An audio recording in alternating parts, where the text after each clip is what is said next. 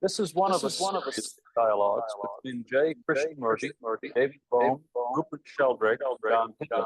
The purpose of these discussions is to explore essential questions about the mind. What is psychological? What is required for fundamental psychological change? J. Krishnamurti, religious philosopher, author, and educator, has written and given lectures on for many years. हाँ पता नहीं क्या United States, England, India. David Bohm is professor of theoretical physics at Birkbeck College, London University in England. He has written numerous books concerning theoretical physics and the nature of consciousness. Professor Bohm and Mr. Krishnamurti have held previous dialogues on many subjects.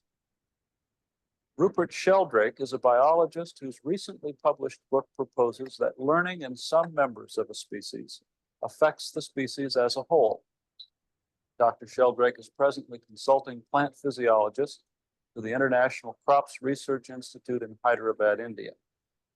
John Hidley is a psychiatrist in private practice who has been associated with the Krishnamurti School in Ojai, California for the past 6 years.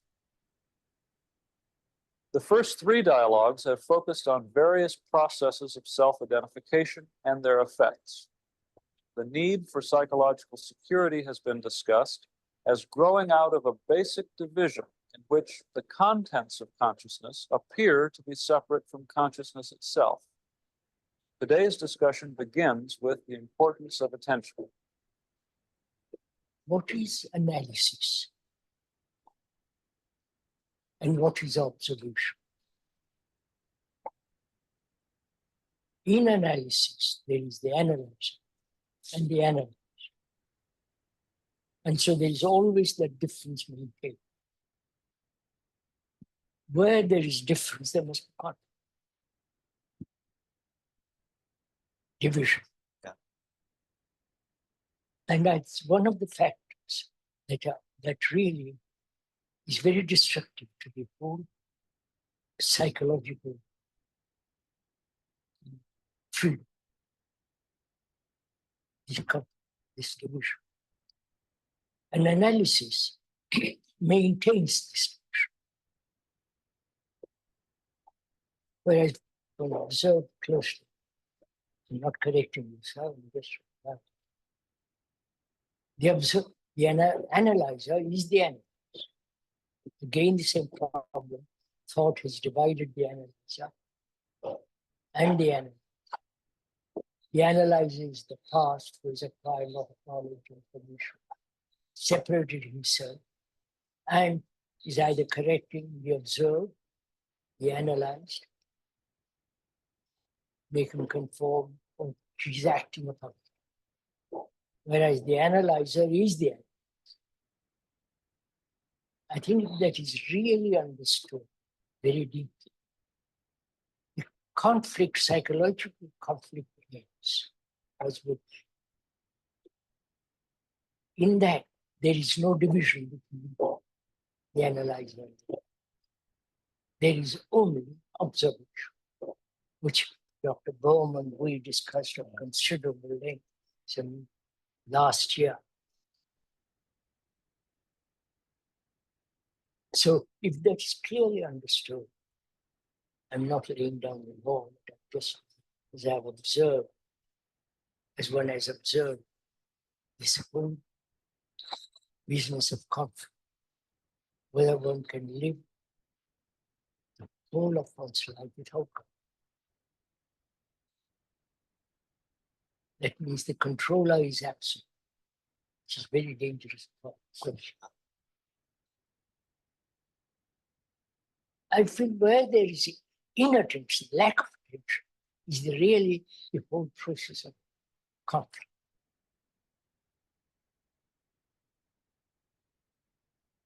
Yes, I can see that if both sides saw this to the utmost clarity.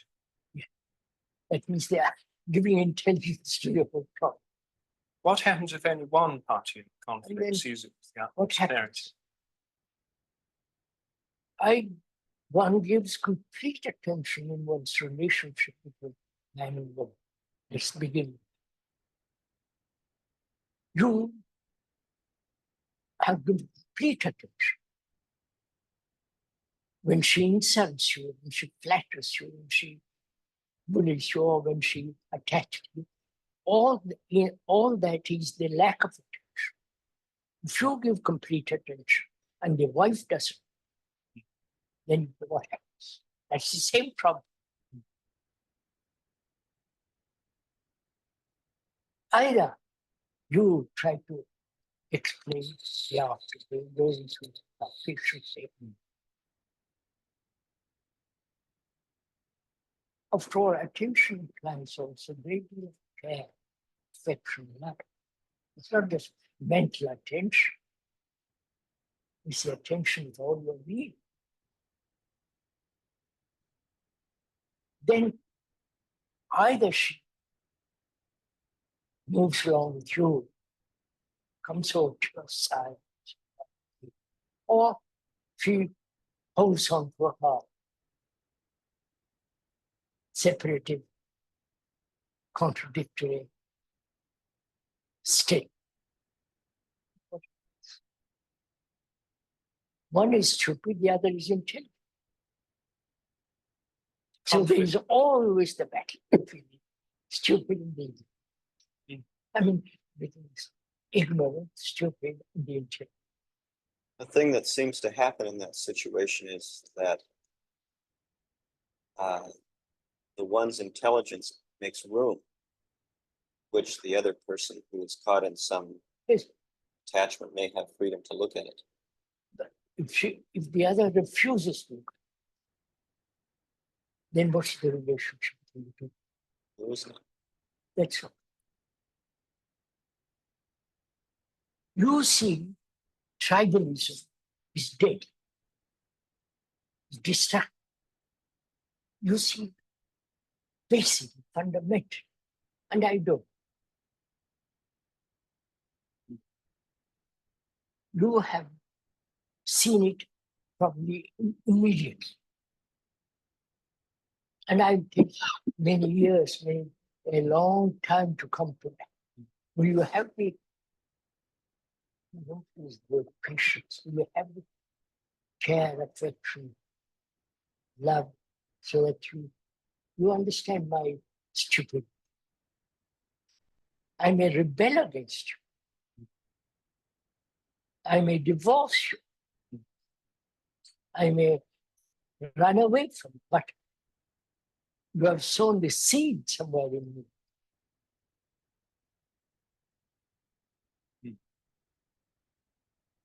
But that does happen, isn't it, in life?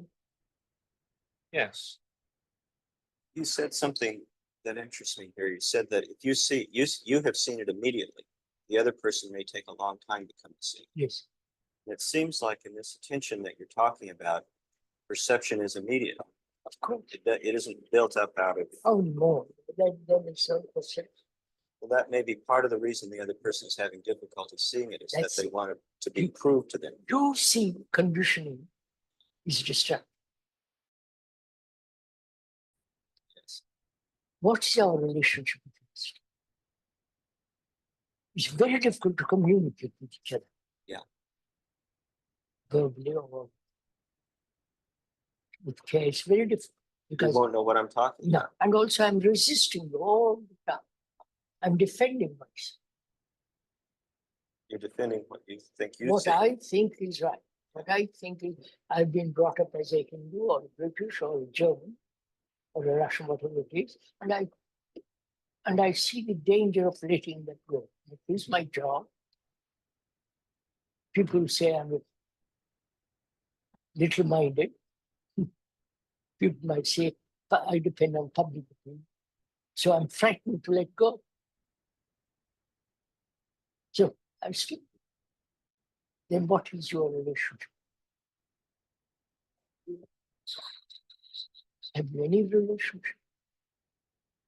No, I question whether you have. I can tell you what I see. Yes, but if you have love for me, real, not just attachment and sex and like this, if you're really careful, you cannot lose that relationship. I may run away, but you have the feeling of relation. In other words, I don't just say, well, I see it and you don't, and if you're not going to listen, heck with you. But, sir, you have established a kind of relationship, perhaps very profound, and that is love. I may reject you, but you have that responsibility of love.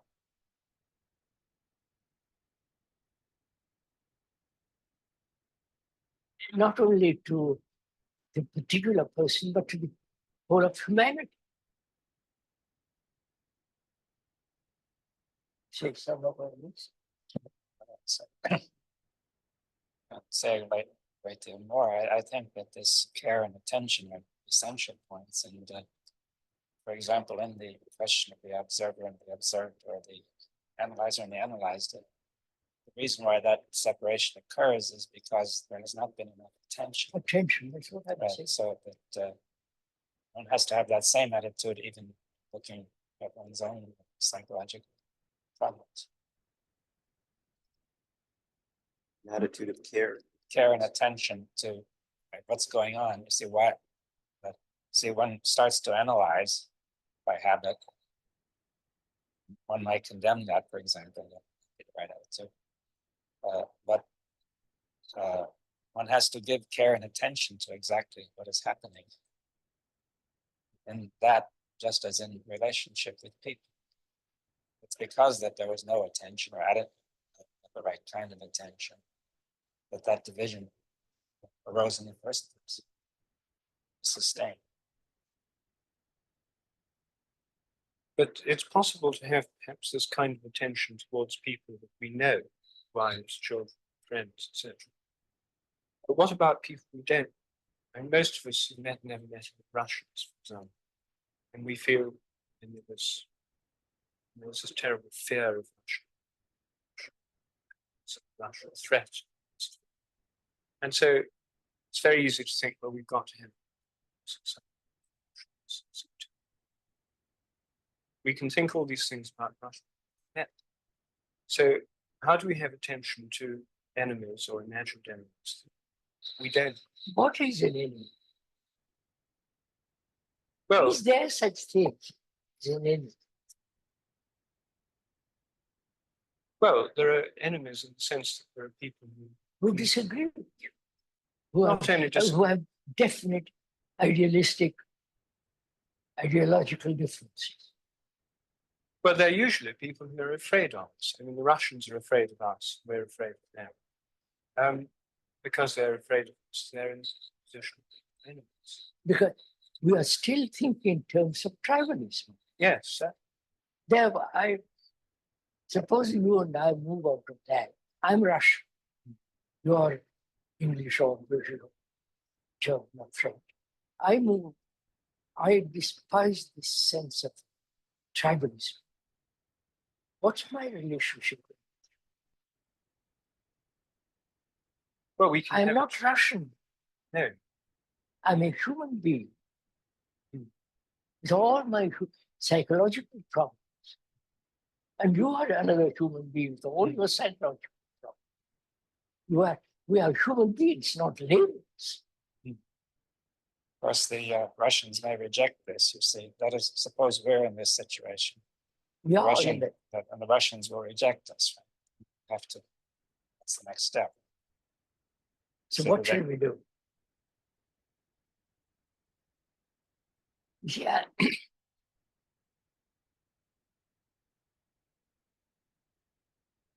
I represent all humanity.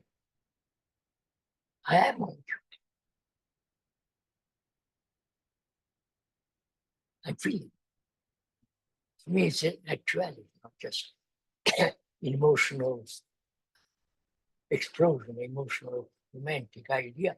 I feel I am the rest of mankind. I am mankind. I suffer or I enjoy all the tortures and so do you, so do you. So you are the rest of mankind. That's a terrible responsibility. So when you meet a Russian or a German, British or Argentine, you treat them as human beings, not labels. Then does this simply mean that in this largely tribal society with governments of bombs and weapons of war, there'll just be a few individuals scattered here and there, dissolved tribals Yes, themselves? if 100 of us Mm. all over the world Mm. really non-tribalistic attitude towards life, Mm. we would be like acting like a, I don't know, like a light in the midst of darkness. Mm. But we don't. This just becomes an idealistic, romantic idea, and we drop it. But we pursue his own way.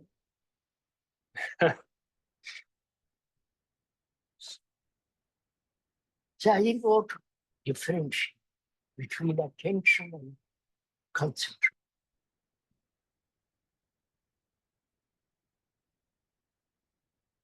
Concentration is focusing your energy on a certain point.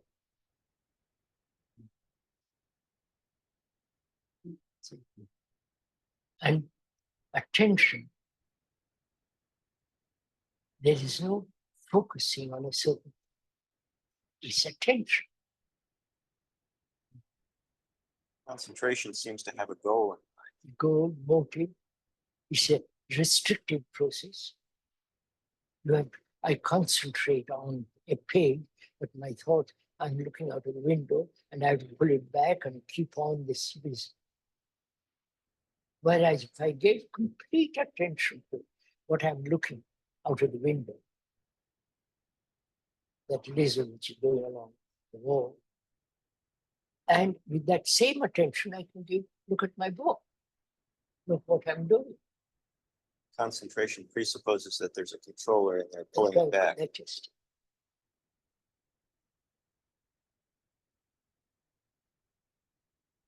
But then if there's no controller of the attention is simply a response to whatever the present circumstances. yeah, you insult me, Mm. I'm not attentive. Mm. There's no recording that insult.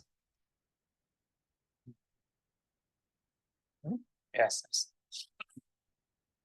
You flatter me. Wow, marvelous talk you gave the other day. I've had this so often. And I'm bored. And so I'm not only bored, I see bored. So there is it possible, really? That's not one question. Is it possible not to record, except where it is necessary? It's necessary to record when you are driving, to learn how to drive. Record when you do your business and all the rest of it. But psychologically, what's the need to record? Isn't it inevitable? Doesn't our memory work automatically? Memory is rather silly. Seem to remember things that are important to us. Have Yes. some connect in with who we think we are and what our goals are. It seems to me that when there's paying attention, then general attention determines what is to be recorded. But it's not. That is, it's not automatic anymore. It's not a But if it comes from the past, from the concentration or from the analysis, then it will be automatic. another problem we ought to discuss. We said yesterday we wrote religion, meditation, and if there's something sick, we said meditation. Yes.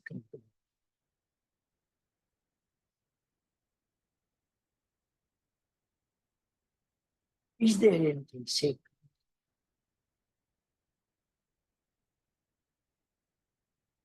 Not thought creating something sacred and then worshipping that sacred, which is absurd.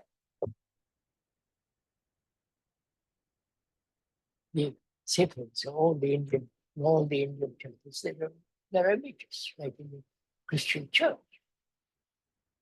or the Muslim in the mosque, there is this marvelous writing. It's the same. And we worship. That's idolatry. No. Thought has created this. Thought has created the image. And then it worships. You don't see the absurd.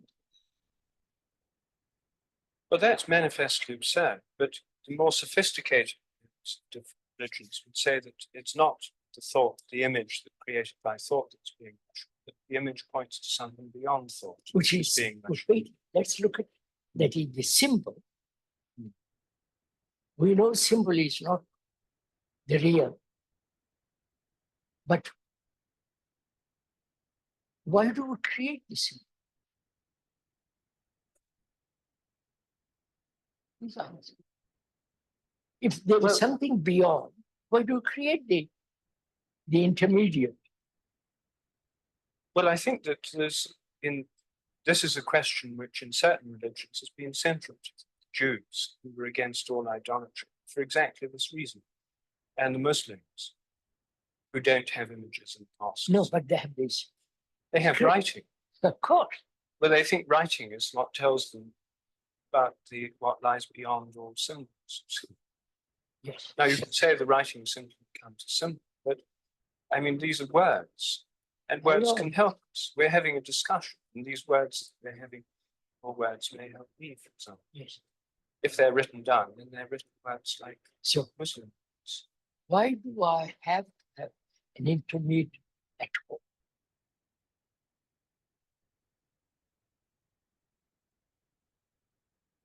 Because I think I'm here and it's over there. I don't have it. I need some way to get there. We're not answering the question. Is it that you, the intermediate, understand or realized or common truth, whatever it is, that you are telling me about?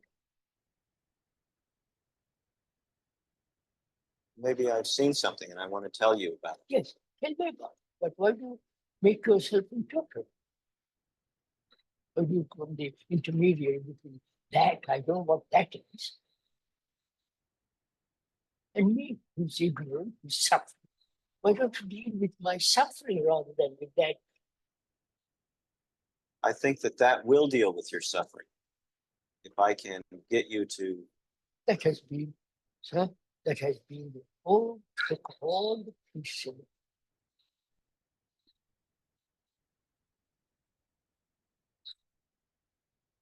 We have had priests from time immemorial, right? But I haven't released my soul. I'm still suffering after 1 million years.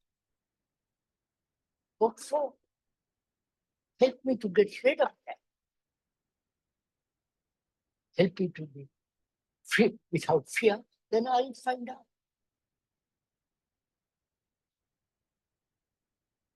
Is it that you want position, or status, like the rest of it?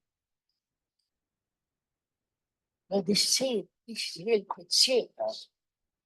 I think, if we try to give at least the most favorable interpretation, that they may have considered, at least the best among them, that there's a kind of poetic imagery that people may use to point to something beyond that in a communication. They're trying to point to this sacred, which talking. That's perhaps the way they would look at it. Now, would you say that would not make no sense to have a poetic image to point to the sacred? Sir, why don't you help me see what is happening? Yes, that's your point. Don't point to the sacred right away, but look at this first. If free of it, then I walk. Yes, understand. We have never taught. Nobody has gone into Islam. Always gone, some savior, some Brahmana, and so on.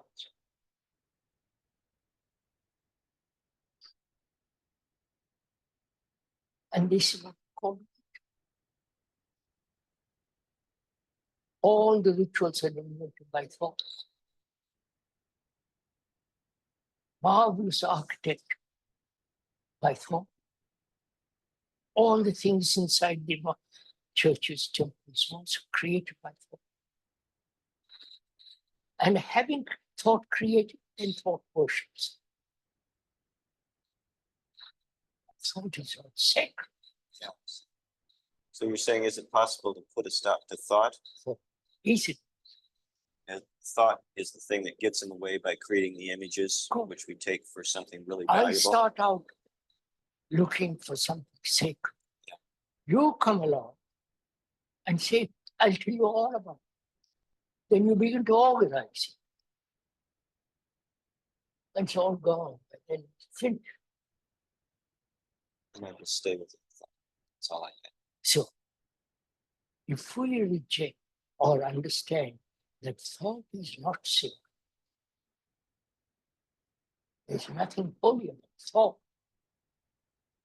But thought thinks that what it has created is holy. That's it. You also add that, just for the sake, that time is not sacred. I Time think is, nothing in of time. course, People would tomorrow say is that, not sacred. but they always say only the eternal is sacred. But to find out what is eternal, that's what time must stop. But we get into a real subtle place here because you have said things like absolute attention. It dissolves the self. Then absolute attention can Is become a thought. idea of it, yes. Yeah, the idea of it. So we may go the route of creating the idea. That seems to always be the danger. You make a statement. Yeah. Absolute attention. I don't capture the depth of your need. What is it? What you have gone into, you can say it. Absolute attention. I hear it, make it into an idea. And then I pursue it. That seems. That's what we do all the time. Yes. So God, idea is not what you say. What But you we don't- say to have depth. But we And so- don't know that we're pursuing an idea. We Huh? think that we don't realize at the time that we're pursuing an idea. Of course. Because I'm used to this reducing everything into abstract ideas.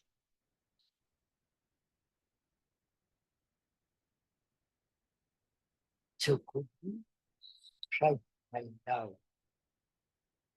or realize that anything thought does is not secret?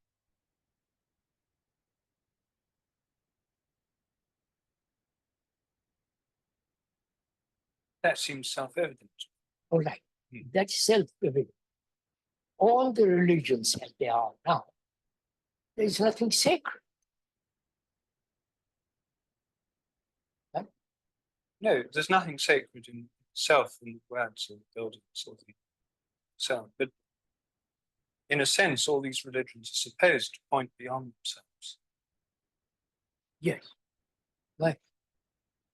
And to help me to go beyond all this, I must start with my being free from my agony, understand my relationship with people. If there is confusion here, my heart, my mind, what's going to be out? I'm not materialistic. I'm not anti the other, but I say, look, I must start where I am. To go very far, I must start very near. I am very near. So I must understand myself. I'm the rest of humanity. I'm not an individual. So there's the book of humanity in me. I am that book. If I know how to read from the beginning to the end, then I can go whenever. And find if there's a possibility, there's real something that is immense, sacred. But if you're all the time saying, look, there is that, But that will help you. I see it hasn't helped. We've had these religions for millions of years. It has been on the contrary. You're distracted from what is.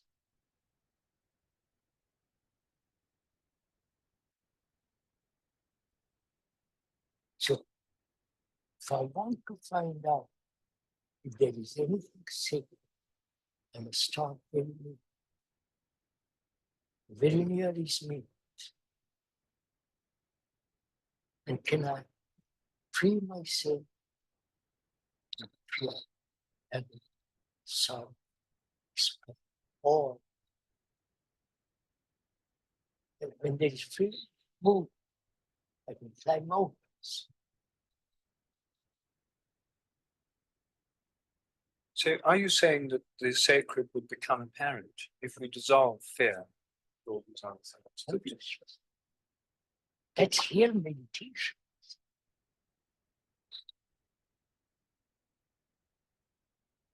Through attention to what is really happening Yep. with us, and just what is really happening between us and other people. Between our relationship. Yes. Through attention to this. This act, Attention, and we discussed too some time ago, having an insight into the whole of this, which is not a remembrance. Insight is total perception of the truth. Without analysis, without investigation, or the total immediate perception, the whole content of your consciousness. Not take bit by bit by bit. That's it. Oh, we're broken up, so we look at each little piece. And because we are broken up, we can never see the whole. So it seems so logical. So is it possible not to be broken? Why? What is to be broken? This confusion, this messing up.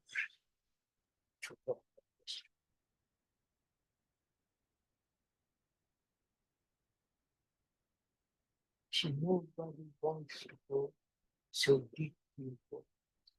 That's it. First of all, one has no time. When he's committed to one's job, one's profession, one's science, to whatever one is doing. When you say, please, it's too abstract, not practical. That's the word they're all. As though all this, what you're doing, all is terribly practical.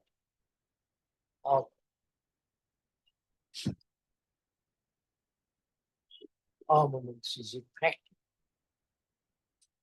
Tribalism is. So let's move from there. Is silence the mind a state of attention?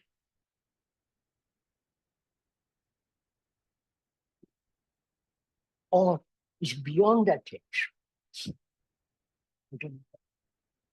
What would you mean by beyond attention? Straight.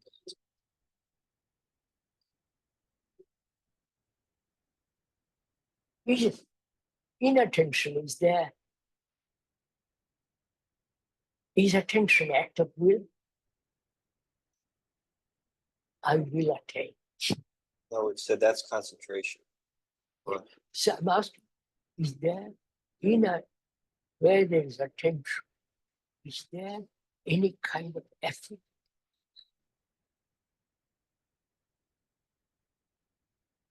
Struggle? I must attain.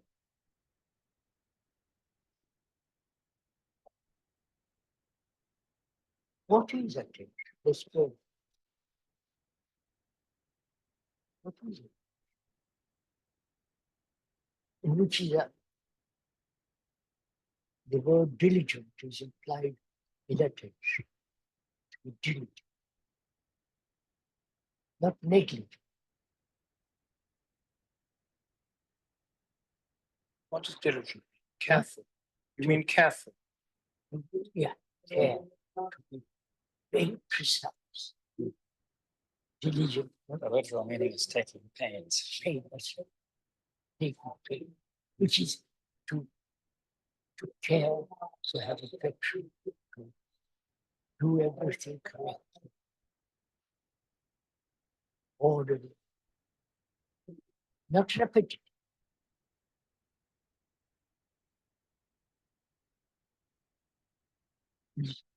Attention, demand, the action of thought.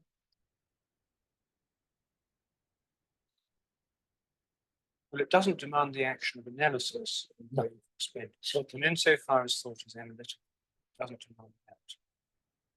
And it doesn't demand the action of will, insofar as will involves a separation, attempt to, by one part of the mind, to force another part to do something else.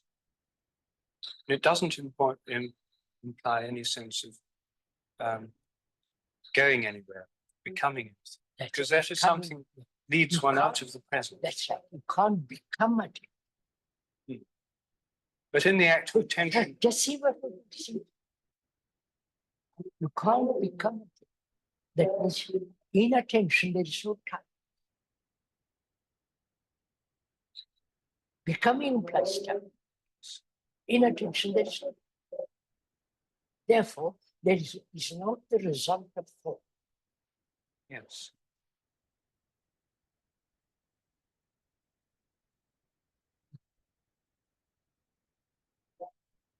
Is that attention science of the mind, which is a healthy, sane mind, uncluttered, unattached, and free mind, which is the healthiest.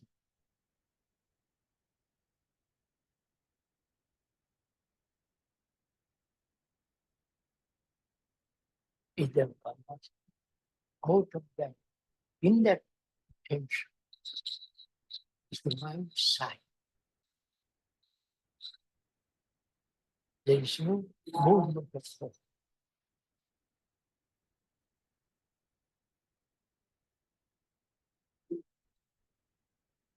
Well, it sounds like, yes. Huh?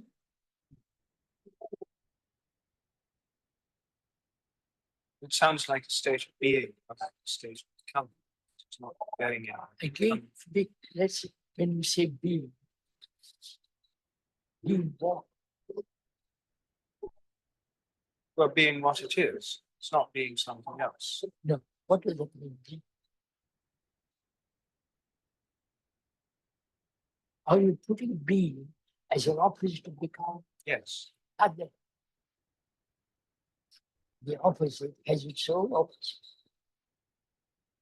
Well, by being, I simply mean a state which is not in time, in process of going somewhere else in time. Which means non-movement. I suppose so. Say that. Non-movement.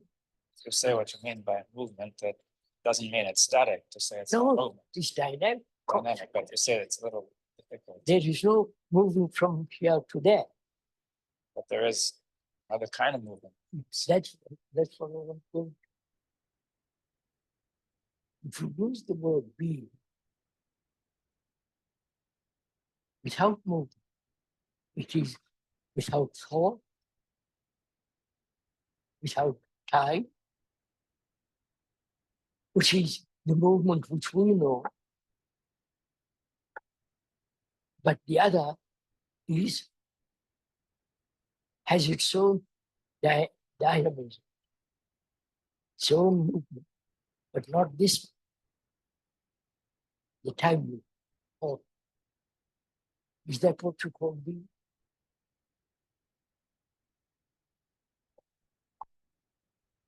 I suppose it is.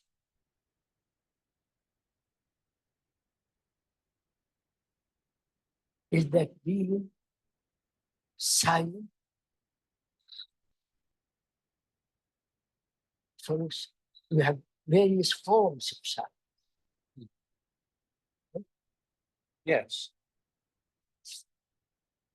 I mean, it may not be silent in the sense of soundless. I'm using the word silence in the sense of Oh, in that sense, it must be silent. It must be definition. yes. So has my mind, the mind, has it stopped thinking? Has it not stopped? Has thought found its own place in the form? It's no longer going chattering, pushing around. But there is no control.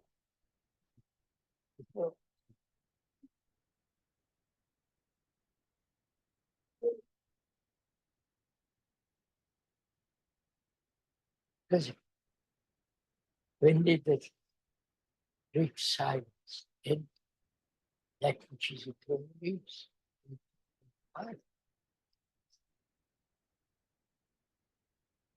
It's not a process. It's not something you achieve by fasting, by rituals, by all the ceremonies.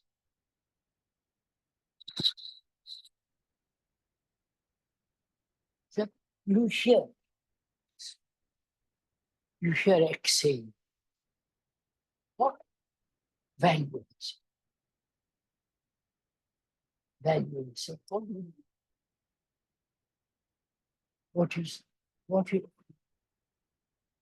has it any importance? None at all. Because you are going your way. You're a psychologist. You go your way. I go my way. I've said what I have to say. And I guess.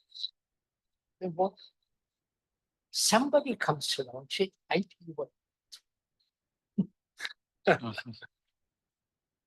you haven't time. He has little time. Say, I'll tell you all of it. And you're caught. This is what is happening. From the ancient times, the Sumerians, the Egyptians, they are famous. And we are doing still the same nonsense. And that's what has religion done back? Doesn't help. They're given romantic illusory comfort. Actually, in each other.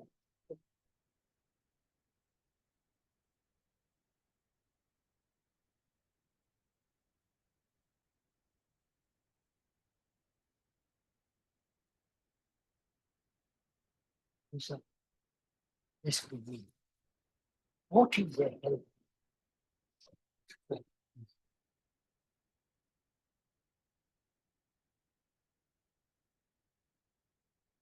Mind that's not caught so it's Mind that's whole, help, sane, whole, to what, whole, that, all that is a healthy mind.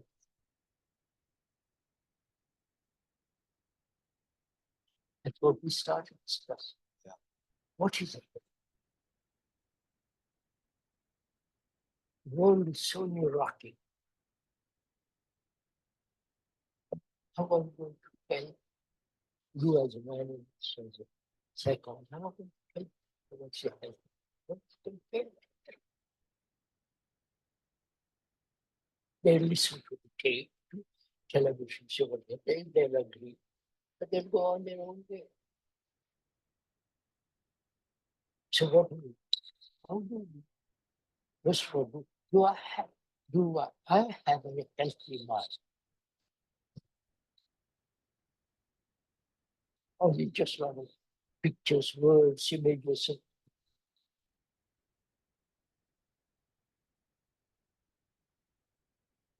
mind is totally unintelligent. And ideas or total dispassion.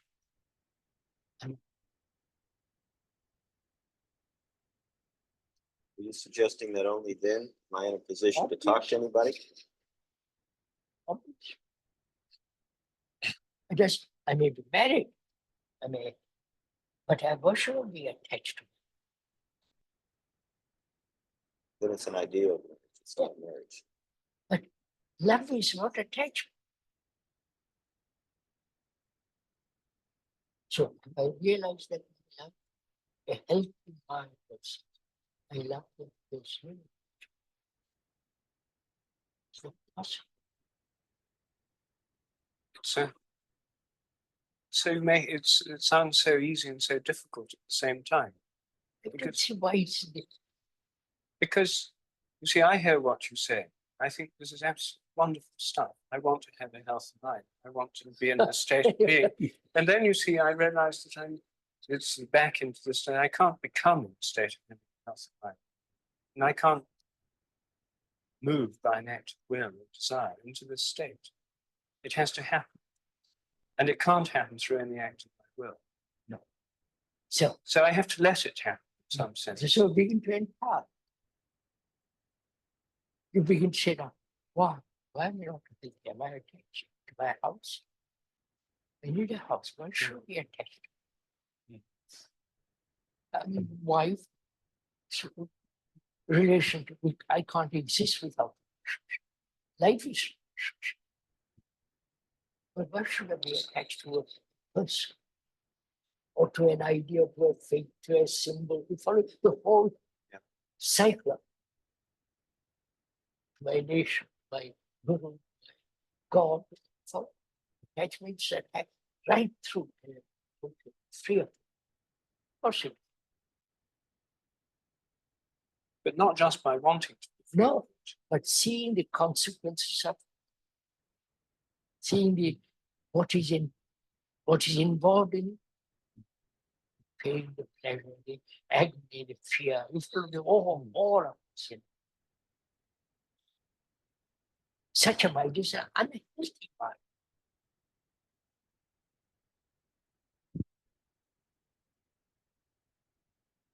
Yes, but one can even agree with that. One can even see it. One can even see the movements of one's attachments. One can even see the destructive consequences of this. But that doesn't in itself seem automatically to No, dissolve. of course. So, it brings into a different question. Which is, so do you hear it or merely with your sensory ears or really hear it? You see what it is? Yes. You just casual, verbal, sensory hearing or hearing at depth.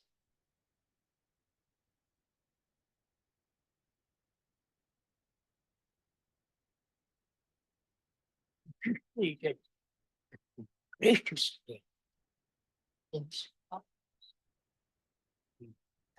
So, but I think that generally one doesn't hear it at the greatest depth, and something is stopping it. You see, all the conditioning. And also probably we don't want to hear. But the conditioning makes us not want to hear it. But unwilling to do so. How can I say to my wife, I love you, but I'm not attached? And she said, okay, you go. But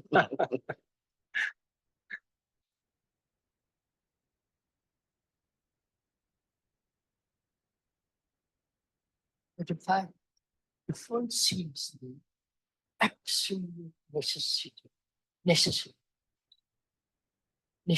to have it,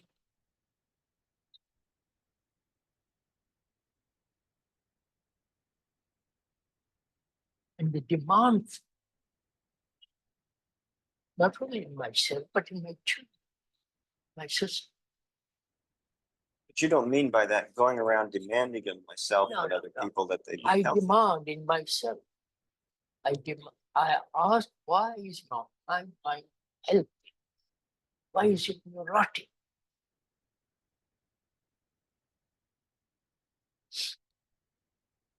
Then I become I watch, I attain, I pay. I'm diligent in what I'm doing. Seems to me that you said we must have to see the absolute necessity of the health of Yes, the mind, but I think we've been conditioned to the absolute necessity of maintaining attachment. Right? That's what we feel, right?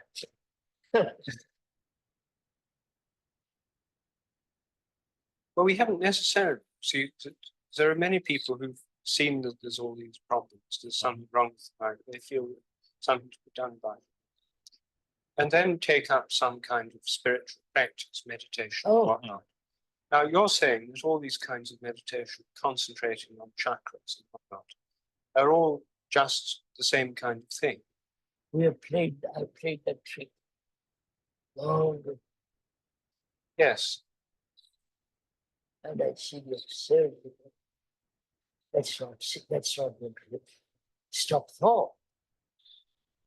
well, some of these methods are supposed to. But I don't know if they do or not. See, they've never done it for me. So but I don't know if that's because I haven't done them. So going through all that business, why don't you find out? Let's find out what is thought. You follow? Deal.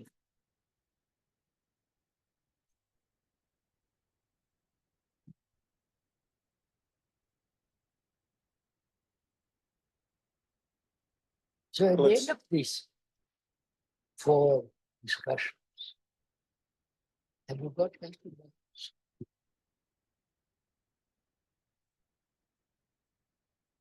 You got mind that's not confused,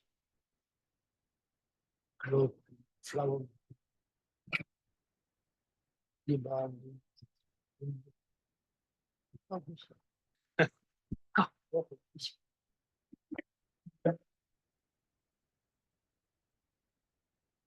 It's like seeing a rat. Seriously, it's a rat. I want to get finished.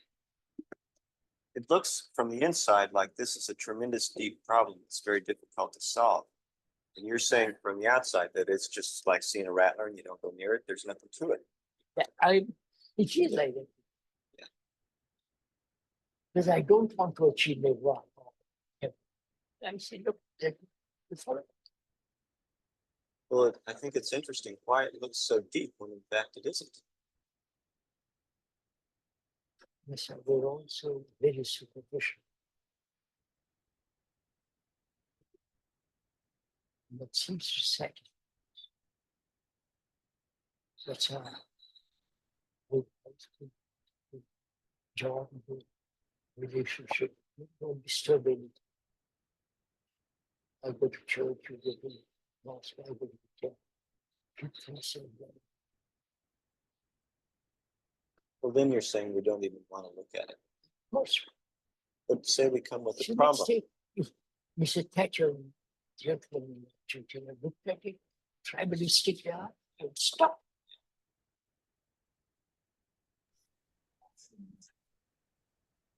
But they don't.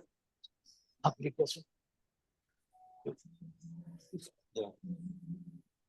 We are educated to be cruel.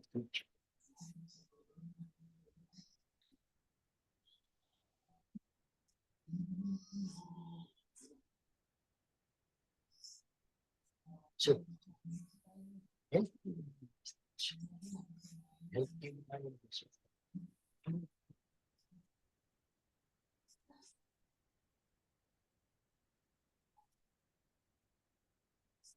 that's what then it is a holistic.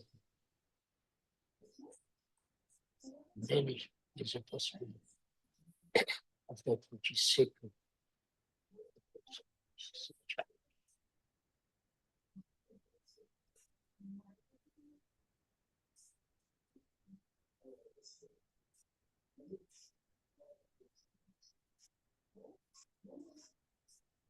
I think we'll hear Dinesh ji and then Dr. Verma.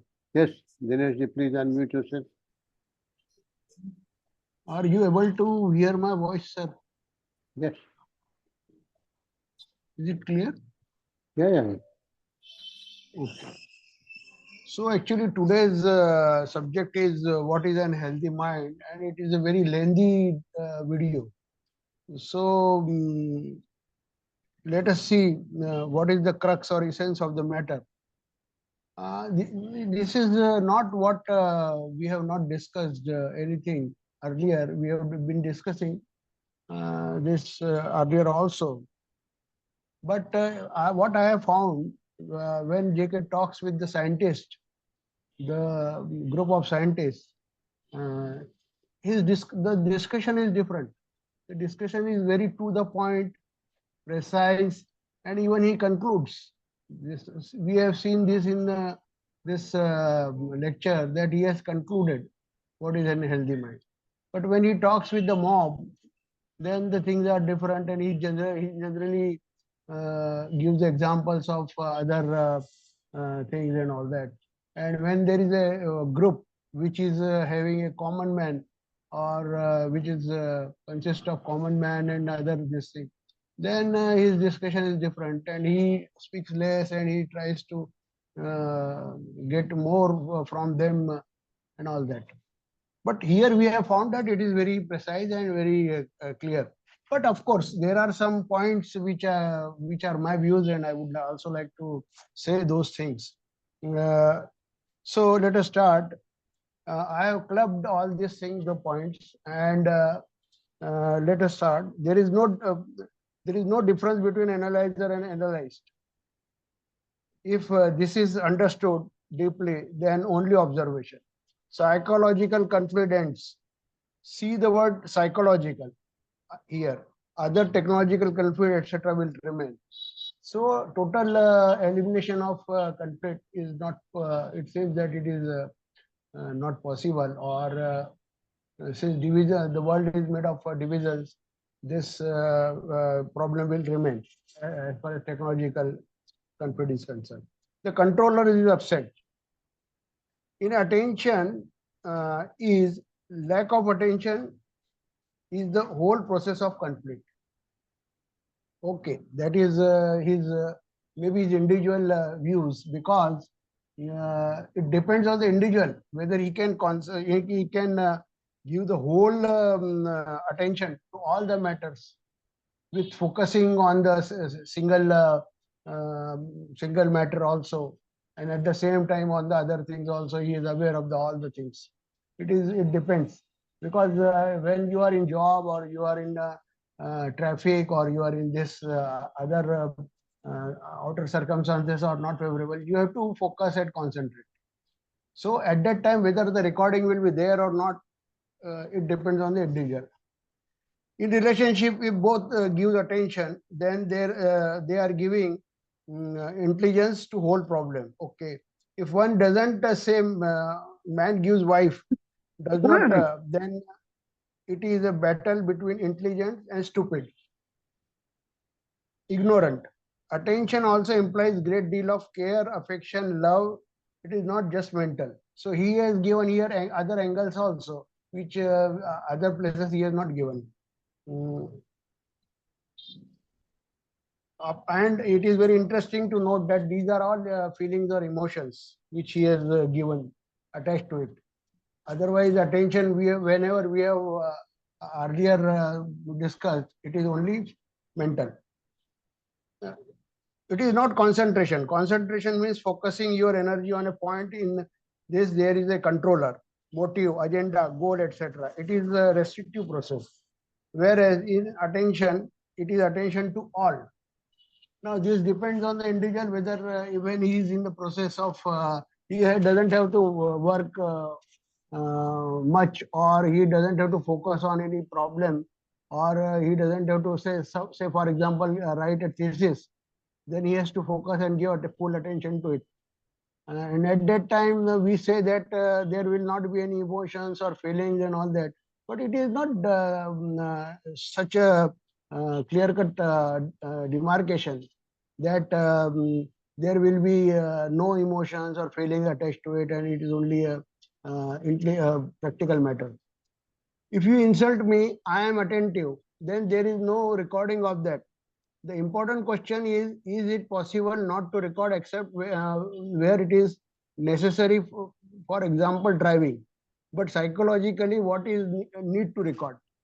Question is okay. If it is a automatic process, then when there is a attention, then attention determines what is to be recorded and what is not to be. This is interesting and this is very valid point. When there is a attention, then attention determines what is recorded and what is not to be. The same process or same, I am using the wrong word process, but same thing applies to choiceless awareness also. When you are choicelessly aware and you are seeing inside, then whatever importance you are giving to a matter, that determines whether that recording will remain or it will go. It depends on the importance you give. So this is depends on the individual, what importance he is giving to it. And importance is definitely related to the tendencies and other psychological aspects of a personality, of a person. Now religion, the symbols, temples and all that, why do we have an intermediary at all to find something sacred in life? All is created by thought and thought is not sacred. Time is not sacred. To get eternal, time must stop. One should have insight into the whole movement of self without analysis, without investigation. Total whole perception of the whole content of your consciousness, not take bit by bit. That is endless. My views here are, is mob ready for it? Does they have energy? Also, no interest in becoming. Becoming, we have also discussed earlier that becoming also interesting, otherwise there will be no development. So, is everybody in humanity ready for it? That is the question. So, is it possible not to be broken up? Is silence of mind a state of attention, or is it beyond attention? Attention is not act of will. Is there any kind of effort, struggle in attention? No. The word diligent is implied in attention. To be diligent, not negligent, means care, to be precise, taking pace, to have affection, to do everything correctly, orderly, not repetitive. Now here we see that even JK has added for further points in it, in attention. Earlier it was simple attention, choicelessly, in choiceless awareness, he used to say that there should be attention. But here he has added more points. And this definitely requires real understanding and wisdom. That's what my view is. It also means, it implies not going anywhere or becoming, because becoming leads to one out of the process. The question is the concentration required in every worldly task, then how to avoid recording. Now, since in attention, no time, therefore, it is not a result of time. Now, is that attention, the silence of the mind, which is a healthy, sane mind, uncluttered, unattached, unanchored, free mind? So, in silent mind, no movement of thought. Is it a state of being? Then being means what? If you are putting being as an opposite to becoming, then opposite has its own opposites. Very interesting. So he is not talking of the polar opposite. So being means if non-movement, dynamic, and another or it's different kind of movement. This movement has its own dynamism, its own movement. It is without time, without thought, movement. So here, what we have been saying all the time, that it is absence of noise is not, or absence of sound is not the silence. So there is a state, or we can say state, or whatever word we want to use. There is a state which is seeing both the things, observing both the things, noise as well as no noise. Dinesh, can you make it short, because there are many people who have raised hands Instead of taking every point and saying what Krishna has said. Okay, think I will only talk of objections, my repetitive. objections. Yes. Okay, I will only talk of my objections then. Because there are many more people who want to ask questions. You are repeating the whole speech, and that will Okay. take lots of time. Yes. Okay.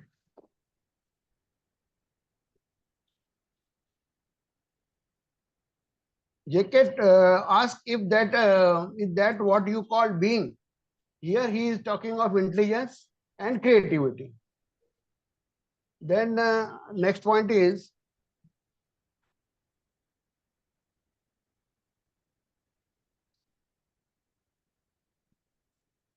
what he says, silence of silent mind. Here again, individuality comes into picture. That is what my views are. Because he says there is no controller and this is actuality for me. This is again to be seen. When there is a great silence, then that which is eternal is. That's what he says. JK also says, I am whole of the unity for humanity. For me, it is actuality. So again, individuality comes into picture. We have to see whether any other person says so.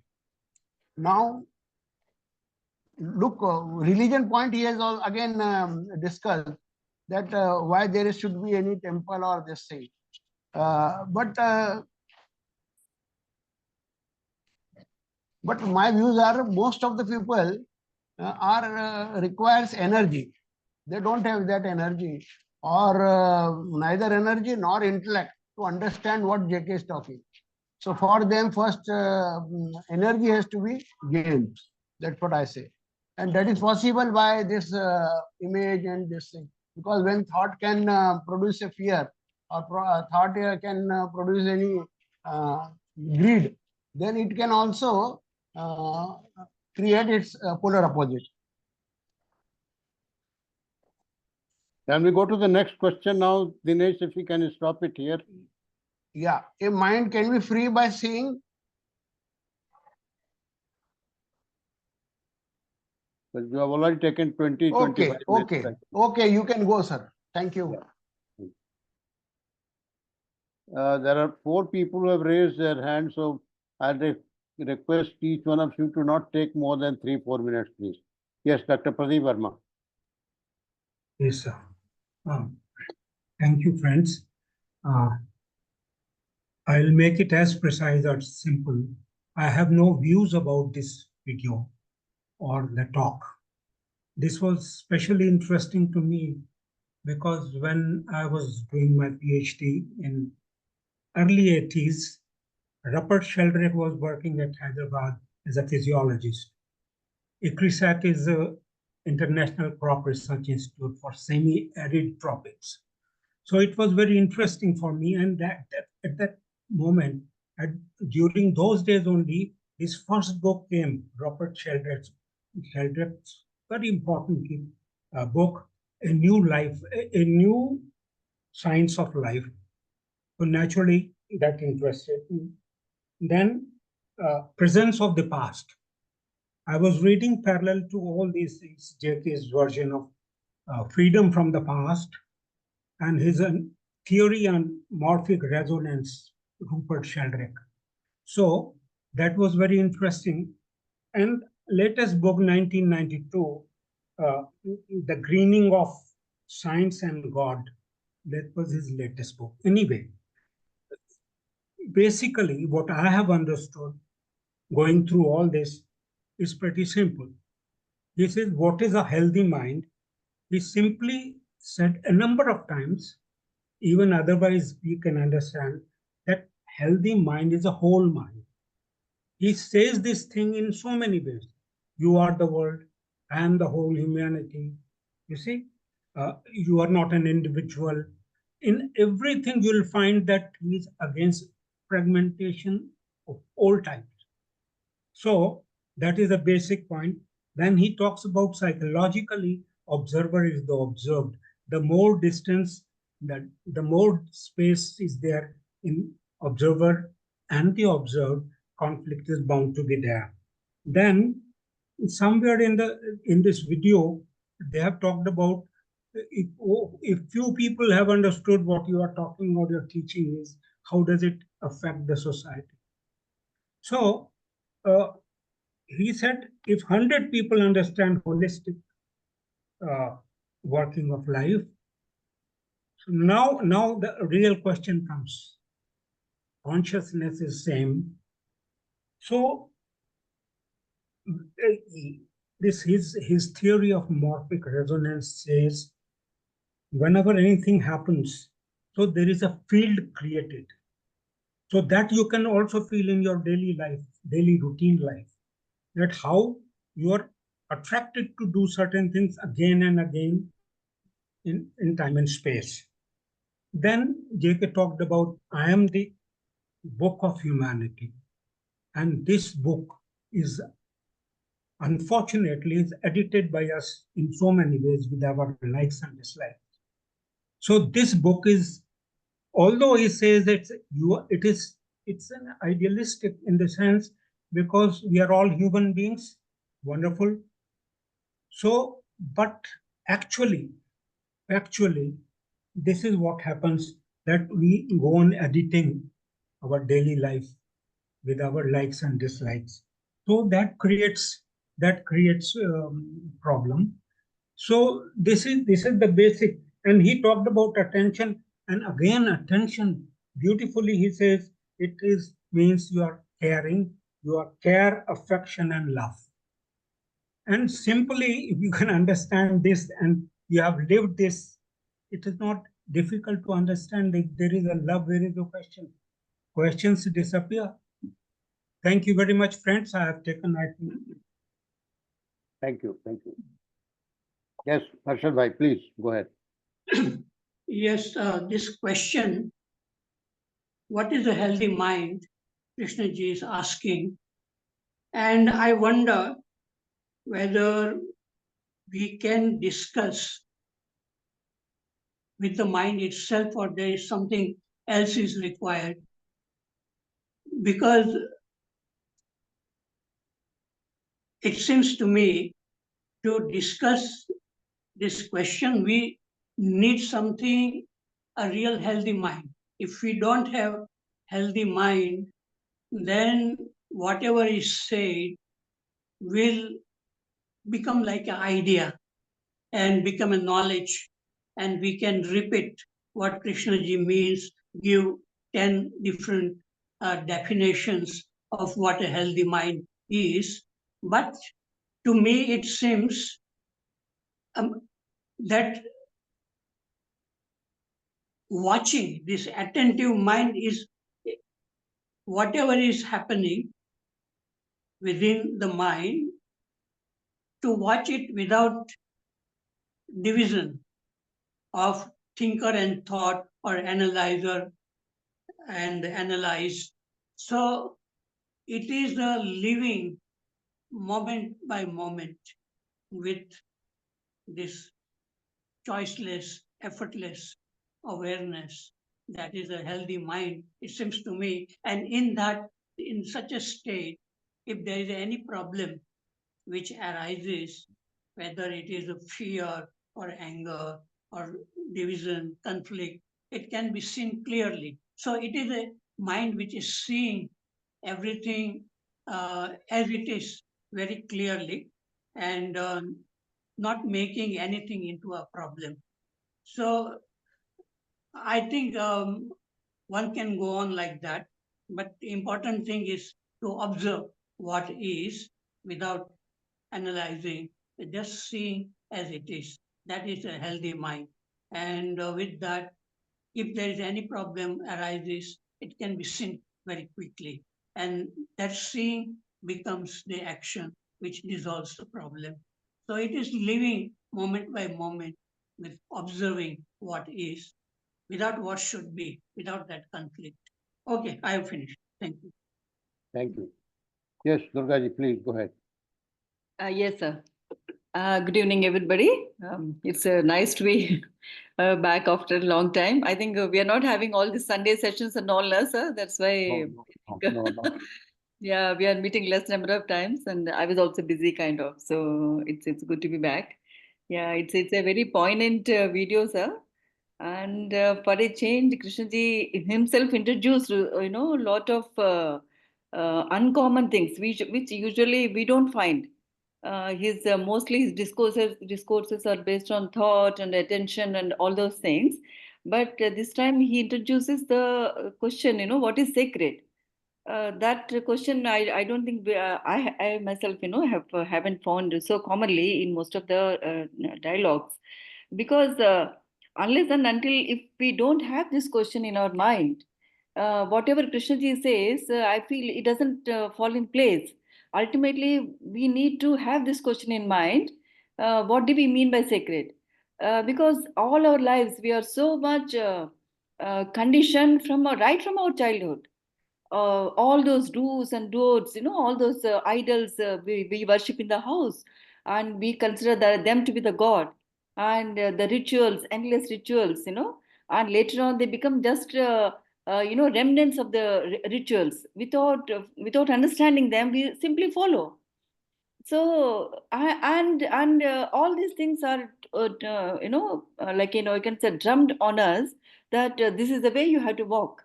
But seeing the enormous confusion in our lives, seeing that we don't know, we are not going anywhere. Is it how we lead our lives? These questions, when they bother us, I think that's the time we turn towards Krishnaji, and he makes each and every point of life so clearly. Um, but I think walking that path is very difficult, because we are so much deeply entrenched in this conditioning. And he uses this word diligence, such a beautiful word, he brings it here. And he says, and he puts the ball in our own court. He says, that sacred is not out there. It is when you know how to clear your own confusion, how to clear your own fears, how to the pleasures, the pains, and all that. And if somebody teaches me how to overcome my fears, then I will develop that capacity to walk in that path. So the important thing is to clear our day-to-day confusions, to see things the way they are, not as shown and projected by somebody else. So for that, definitely he says you need to demand it. And life is not easy. It throws all kinds of challenges all the time. So that is the place where attention comes in.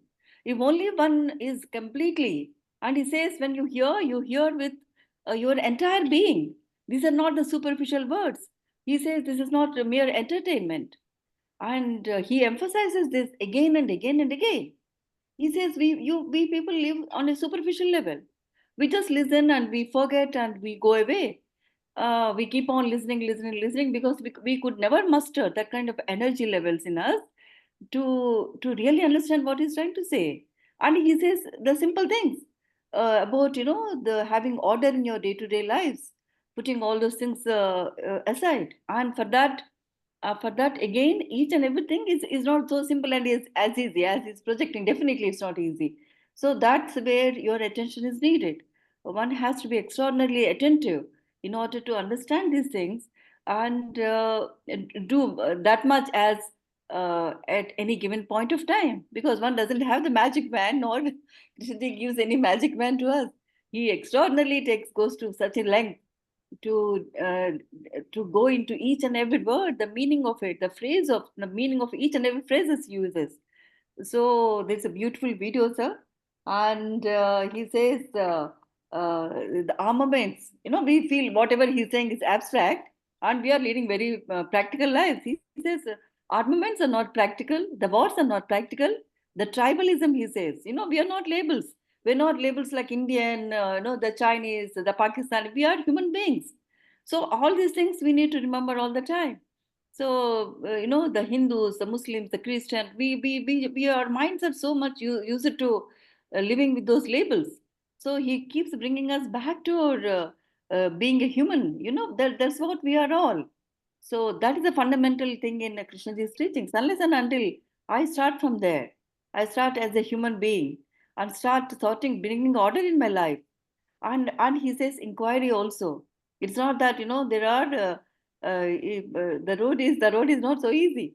Though he says it's easy, but it even both the audience, both the listeners, Sheldrake and the other person, they said you found it, you make it so simple, but at the same there is no effort needed. Everything has to happen, just like in a spontaneous way. So, so as usual, Krishnaji's videos, they brainstorm you, they churn your mind, and each day we add one new lesson to our understanding. That's all I had to say, sir. Thank you so much. Thank you, thank you. Yes, Vimalji, please go ahead. Sushilji, can we extend it by 10 minutes? You are muted, you are muted. You are muted. Okay, sir. We can do that? Sure. Okay, yes, Vimalji, please go ahead. So thank you for the opportunity. So basically what I understood from this video, there were so many points, and what others have made also, I mean, they were also very important points. For me, the points that he made regarding in the beginning regarding relationships. Now, when he said that a wife comes and she's nagging you, she's bullying you, she's angry, she's upset, what's happening there?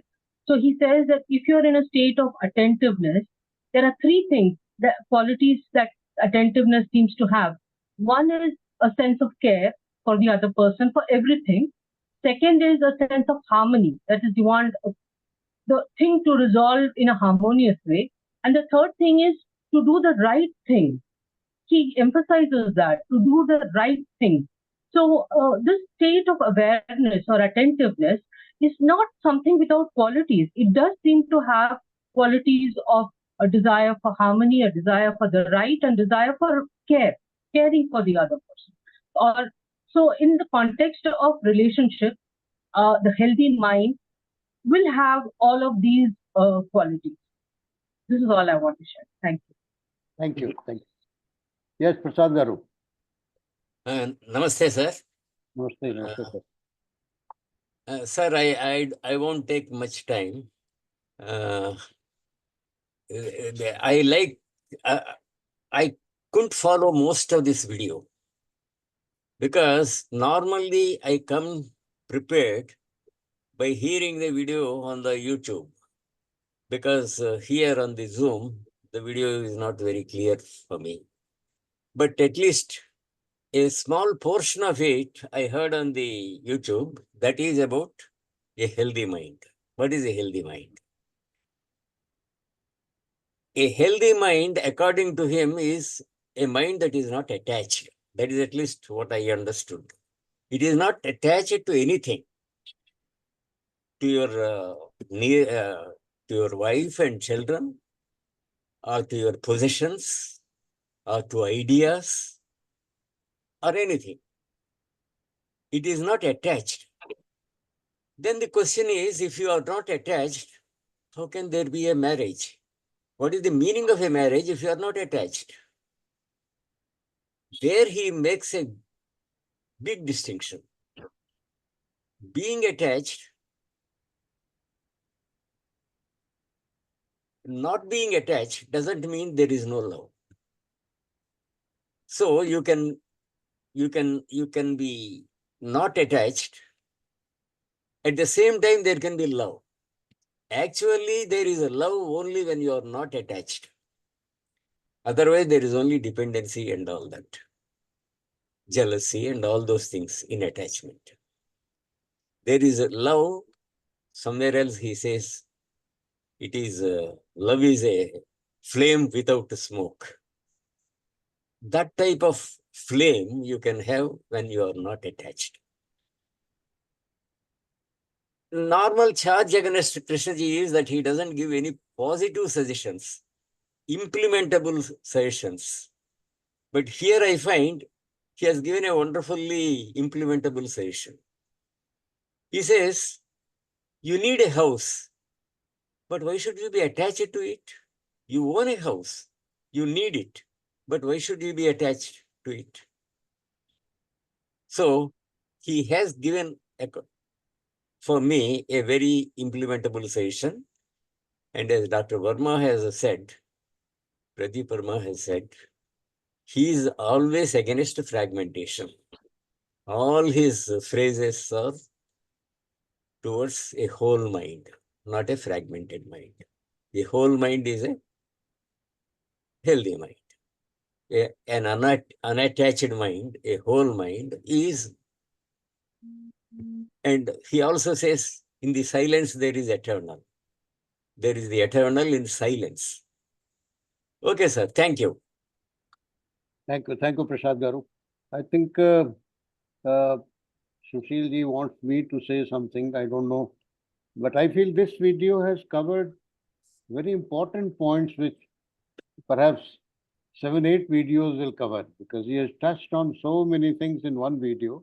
He's starting from attention, where he says when there is love, you automatically become attentive, because everything else is completely blocked. The energy of love takes over. He talks about recording. Now, normally we believe that our conscious mind has no control on recordings. Somebody says something, the mind immediately records. But if there is love or attention, as Krishna calls it, then that space is created, that silence is created, where your normal response is not dependent on what somebody says, but you're able to see exactly what those words are without creating any turmoil or unhappiness or anger. Similarly, he talks about, as Prasad Garu mentioned, he talks about attachment. And I think the example he gave about a house is a wonderful example. So I think Krishna has touched everything, including a healthy mind, but basically it points to a state where the mind is not carrying the baggage of the past, the memory, so that it's able to see what is without any distortion. That is the challenge he throws to all of us. And he also gives a very disheartening end by saying that it can happen on its own. No effort is going to take you where it is. So I think it's important that work we have to do ourselves, where the mind becomes quiet, that space is created, that silence is there, so that that which is sacred can come. And we can see that in our own experience, all of us in our daily life, that if there is love, some small child or somebody we love, even if he or she says something which is very, very harsh, our response is entirely different if there is love. So one can test it out in our daily life, what Krishna is talking about. And I think I'll close it here and let Dr. Verma have the last word before we close. Yes, sir. Unmute yourself. Unmute, yeah. Thank you for extending for a few more minutes. Something important was left, because I wanted to share about 8 to 10 lines from his latest book of Rupert Sheldrake's book on holistic theory. The holistic theory, in effect, treats all nature as alive, and in this respect represents an updated version of pre-mechanistic animism. From this point of view, even crystals, molecules, and atoms are organisms. They are not made up of inert atom of matter, as in old-style atomism. Rather, as the modern physics itself has shown, they are structures of activity, patterns of energetic activity within fields. In the words of the philosopher Alfred North Whitehead, biology is the study of the larger organism, whereas physics is the study of the smaller organism. So this is all I wanted to share. It's a very interesting thing, because now biology has entered in a great way in this inquiry, consciousness. Thank you, friends. Thank you very much. Thank you. Thank you, everybody. Thanks a lot. We'll close it now. Good night. Thank you. Good night, sir. Thank you very much. Thanks a lot to everybody. Please close it.